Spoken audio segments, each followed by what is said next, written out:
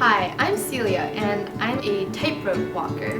Normally I have a low center of gravity, so balance isn't really an issue for me. But lately I feel like my eyes have been throwing me off. Sometimes when I'm walking the rope, I feel like it splits into two. I decided to do some vision training so I can help my eyes see single again. Celia has divergence excess. That means that she is more exo at distance than at near. This condition typically has 4 phases of therapy. We've normalized her vergence ranges and her accommodative amps in phases 1 and 2.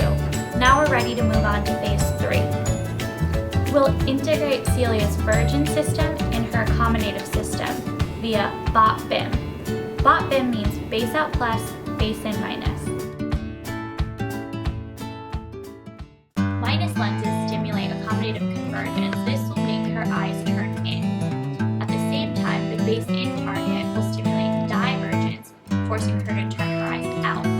Therefore, in order to keep the target clear and single, Celia must be able to diverge while still maintaining accurate accommodation. BOP is just the opposite. Plus lenses stimulate accommodative divergence, causing the eyes to turn out. Base out target causes convergence, forcing the eyes to turn in. So with plus lenses, it will require extra effort for Celia to converge in order to keep the target clear and single. Okay, so you want your patient to sit 40 centimeters away from the vectogram holder with good posture. Then tell your patient to wear their habitual RX. Celia is wearing contact lenses, so all I need you to do now is wear these Polaroid glasses. Then you want to set up your vectograms. You want to slide it so that the slit is at this symbol. Don't forget your plus and your minus lenses.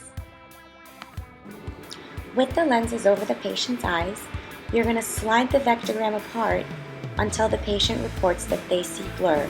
It's blurry.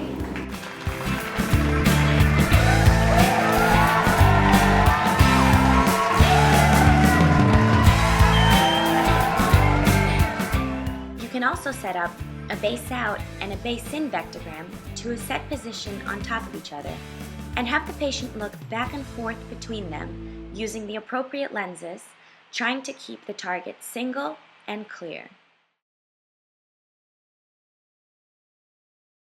The suggested sequence of lenses is starting with plus and minus 1, followed by plus and minus 150, and moving on to plus and minus 2, ending with plus and minus 250.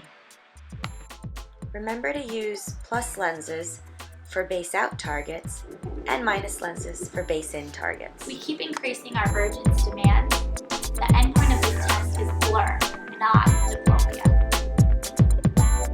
The higher the patient's ACA, the lower power of lens they'll be able to handle.